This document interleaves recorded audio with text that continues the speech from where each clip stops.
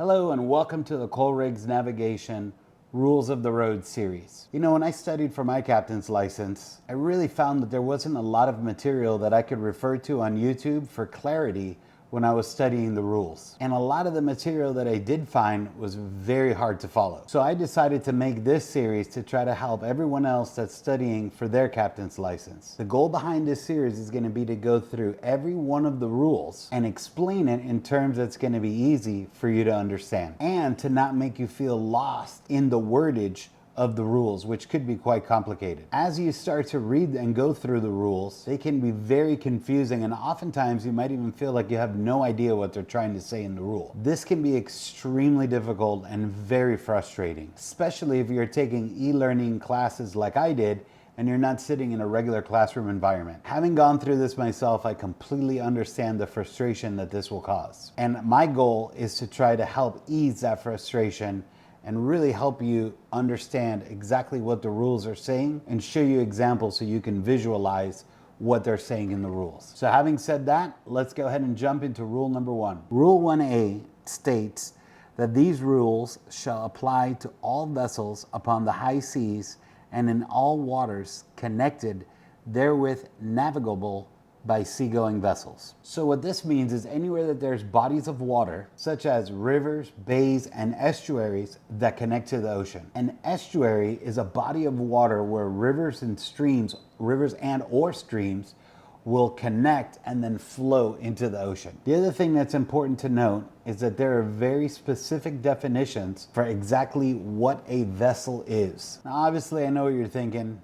You know what a vessel is, but there's a couple of them that might surprise you. Now we're going to go through this in detail when we get to the rule that literally goes into detail on every one of the different types of vessels that are included in the rules. Rule 1B states that nothing in these rules shall interfere with the operation of special rules made by an appropriate authority for roadsteads, harbors, rivers, lakes, or inland waterways connected with the high seas and navigable by seagoing vessels. Such special rules shall conform as closely as possible to these rules. So what this is saying is that local authorities in specific areas can create their own bylaws or additions to the rules that will be above and supersede the IRPCS rules. Now, if you're wondering what IRPCS stands for, IRPCS stands for International Regulations for the Prevention of Collisions at Sea. Rule 1C states that nothing in these rules shall interfere with the operation of any special rules made by the government of any state with respect to additional station or signal lights, shapes, or whistle signals for ships of war and vessels proceeding under convoy, with respect to additional station or signal lights or shapes for fishing vessels engaged in fishing as a fleet. These additional station or signal lights, shapes, or whistle sounds shall, so far as possible, be such that they cannot be mistaken for any light, shape, or signal authorized elsewhere in these rules. Now, I know that sounds like a lot, but very simply, what this is saying is that any state can allow lights for military and for fishing fleets, but any of these lights that they allow cannot be confused or mistaken for any of the light regulations set for by the IRPCS. Now, we're going to take a step back just to clarify. When you read the word state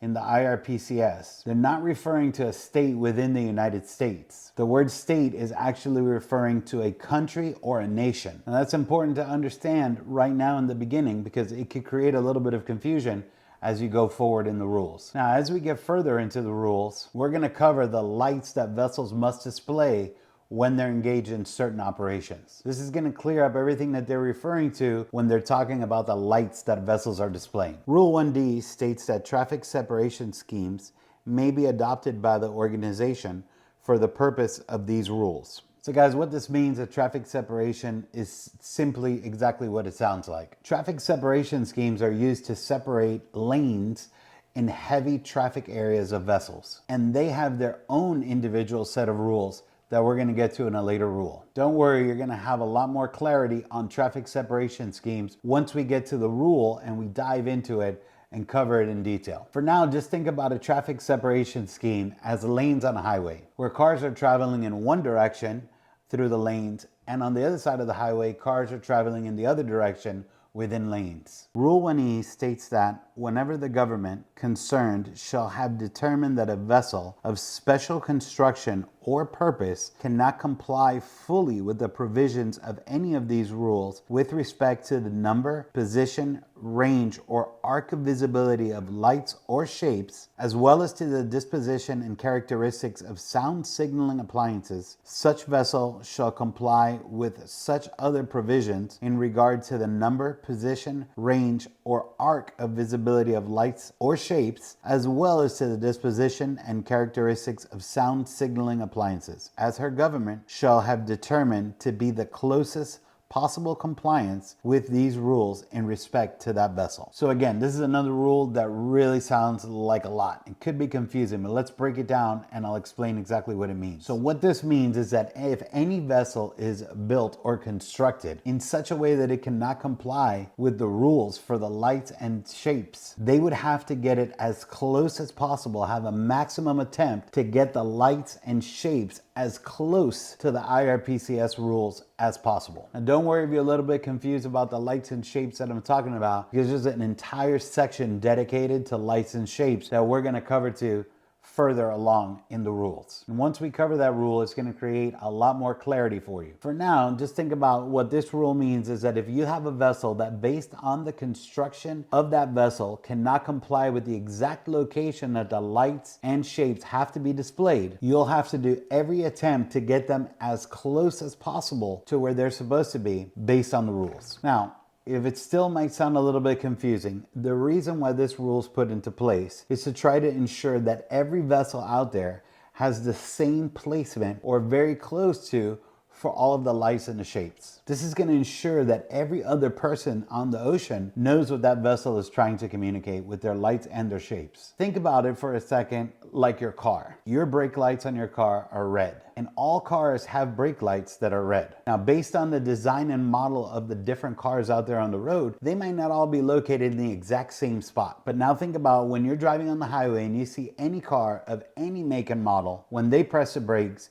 you know exactly what that means and that that car is slowing down or coming to a complete stop. Now imagine if all the cars had different colored lights for their brake lights and that they can have them mounted anywhere that the manufacturer wanted to mount them when they designed the car. This would result in a lot of vehicle accidents, because what would happen is that the operators in the cars would have no idea what the operator in front of them was doing as they began to press the brakes and slow down, or that they were coming to a complete stop. Now you see, now that we broke it down like that, that wasn't so bad. The rules might sound a little bit confusing, but when you break them all down like that, they become much easier to understand. As we keep going through the rules, make sure you write down a lot of notes and stay organized.